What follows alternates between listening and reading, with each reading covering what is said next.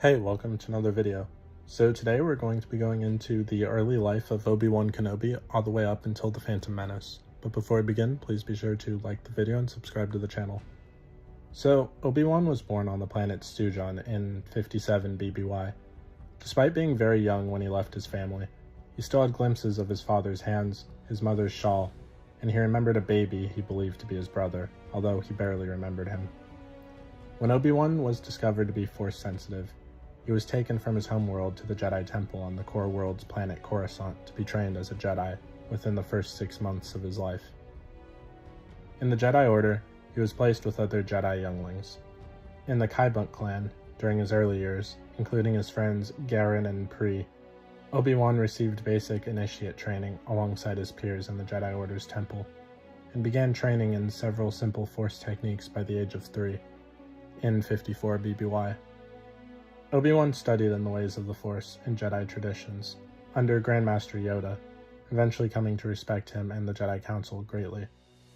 He also received instruction in the art of lightsaber combat by Jedi Master Sindrelig, in the basic lightsaber forms and techniques. At some point before he was selected as a Padawan, Obi-Wan attended a class centered around meditation.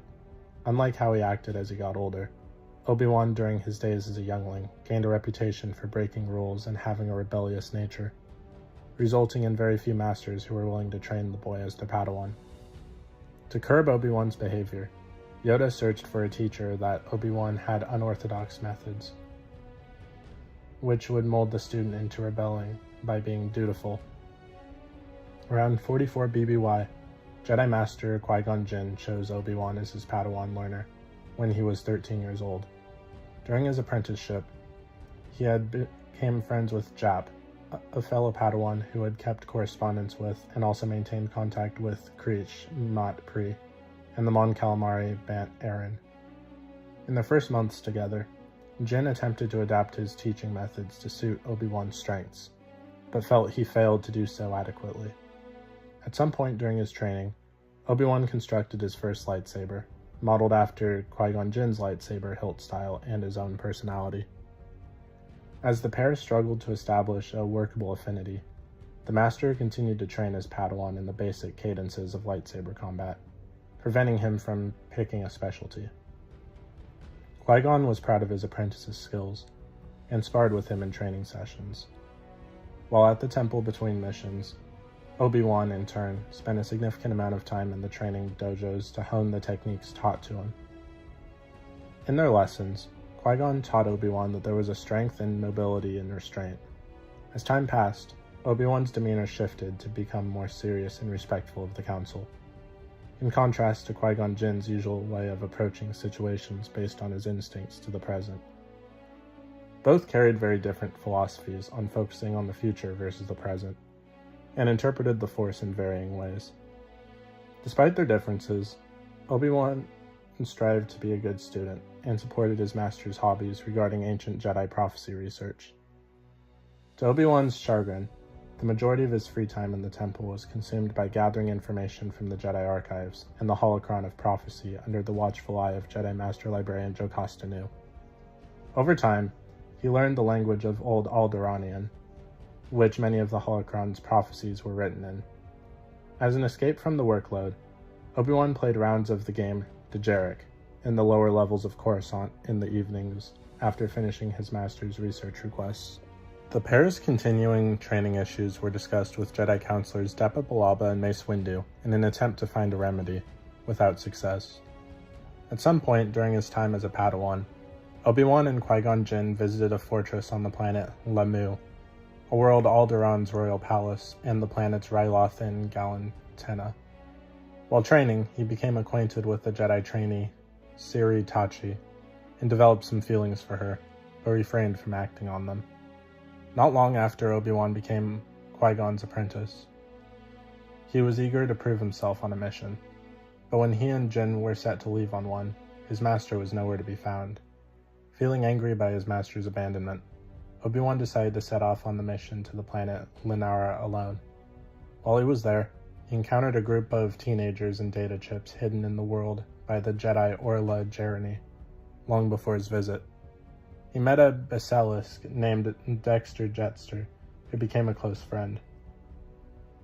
During his training, Obi-Wan traveled to the planet Kashyyyk with his master during the Life Day holiday.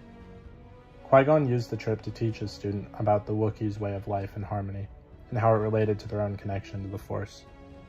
The festivities slightly overwhelmed Obi-Wan, though he took the lessons to heart, and met one of Qui-Gon's acquaintances, the Wookiee Brennan. However, their gathering was interrupted by Trandoshians who captured several Wookiees, intending to use them in a hunt for sport. Despite Obi-Wan's best efforts, Qui-Gon was snared in a net as well and taken away. Though held captive, Qui-Gon believed that his Padawan would rescue him from the Trandoshan hunters. Obi-Wan, though reluctant to put any more Wookiees in danger, formulated a plan with Brennan to break the imprisoned individuals free. He proceeded to surrender himself to the Trandoshans, claiming that as a simple student, he stood no chance against them. While conversing with the hunter's leader, Obi-Wan subtly used the Force to open the cage holding Qui-Gon. Once both Jedi brandished their lightsabers, several other Wookiees rushed to the scene and assisted in setting their friends free. After the situation was settled, the Wookiees opted to leave the group in peace, citing Life Day as reason to pursue revolution without violence. When back at the festivities area, Obi-Wan remained confused as to why Qui-Gon did not break himself free. However, Master informed him that it was intended as a learning experience, and to gain insight from Wookiee perspectives on life. Sometime between the years 41 BBY and 39 BBY, Obi-Wan and Qui-Gon spent a year on the planet Mandalore, protecting Duchess Satine Kryze from insurgents who were threatening her world. Bounty hunters were sent after them, forcing them to live as fugitives, never knowing what the next day would bring them. The mission forced them to work and fight together as a team, resulting in forging a close bond. Kryze called Obi-Wan by the nickname Ben. During that time, they had an incident with a swarm of venom mites on the terrestrial object Draboon, where Obi-Wan carried Kryze to safety. However, he fell and dropped the Duchess, who then acquired a scar as a result. Obi-Wan fell in love with Satine during his stay on Mandalore, but despite his feelings towards her, he continued with his training and was reassigned to another mission after his objectives were complete. Obi-Wan regretted leaving her, but ultimately followed the Jedi code he had sworn to live by. Meanwhile, Satine chose to stay and lead her people, having not asked Obi-Wan to stay, knowing it would have been a difficult choice.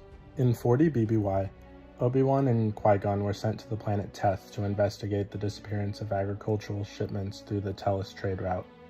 The pair ran into difficulties finding information, and their investigations quickly aroused the suspicions of the guilty parties. As their situation rapidly turned violent, Obi-Wan and Qui-Gon stormed a building using their lightsaber skills to force their way through the compound. In the chaos, Qui-Gon felt Obi-Wan was not responding to instructions well, and chose to make an escape. Qui-Gon instructed Obi-Wan to find a ship, though the Padawan failed to do so upon being stopped in a hangar. Obi-Wan was briefly held hostage by Wanbo the Hutt's major domo, Thurible, but was soon released in exchange for Wanbo, who had been captured by Qui-Gon. Eventually, the Jedi managed to depart the planet after making tenuous peace with Wanbo. Though both Jedi attempted to remain lighthearted about the outcome of the mission, Obi-Wan felt like he had failed his master.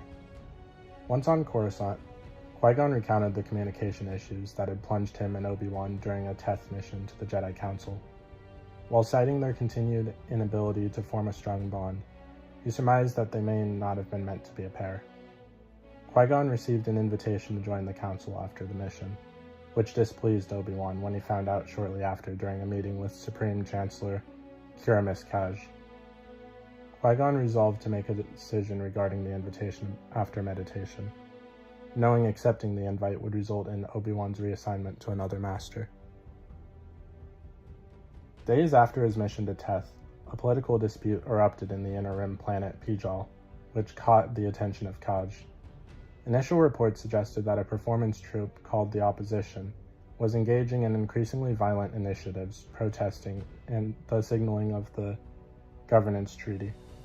A move would end the absolutist monarchy. Qui-Gon and Obi-Wan were informed that Lord Regent Rael Averroes had requested the raid on the planet and its moon to curb the attack. discover more about their origins, and ensure the opening of the Pijal hyperspace corridor hyperspace route. Both Jedi were additionally instructed to protect the Pijali Crown Princess Fanry until she could sign the treaty at her coronation and ratify the initiative on behalf of the Republic. Obi-Wan and Qui-Gon were dispatched to the planet, and the Master took the opportunity to inform his Padawan about Avaros training under Dooku. Upon their arrival to the Pijal system, they spotted several soulcraft vessels suffering from plasma attacks, and moved to save the ships. Helped by an anti-plasma charge, Obi-Wan and Qui-Gon rescued several soulcraft and the slaves inside. Qui-Gon and Obi-Wan were regally greeted by Fanry upon their arrival to the Pijal Palace. Upon being briefed on the situation, the pair used a small shuttle to meet with the gemstone thieves, Rawr Wick and Pax Marfer, on the world's moon. After some negotiation, the thieves agreed to assist the Jedi in their search for the opposition and its leader, Holland Ahsoka. Obi-Wan and Qui-Gon made several trips to the moon, and their scans for the opposition came up very unsuccessful. While on the palace grounds, Obi-Wan participated in the ritual Grand Hunt while riding a Pijal Varactyl. During the ceremonial hunt, the crab droid prey on the event attacked Fanry, prompting Obi-Wan to destroy the threat. Upon investigation, he and his master concluded that the sabotage must have been conducted by someone within the palace and not the opposition. Eventually, Obi-Wan and Qui-Gon met with Ahsoka on Pijal's moon, and she claimed that a group of performance artists had been framed for the attacks blamed on them. With this knowledge, Qui-Gon refused to ratify the governance treaty at Fanry's upcoming coronation after receiving a violent Force vision about the events.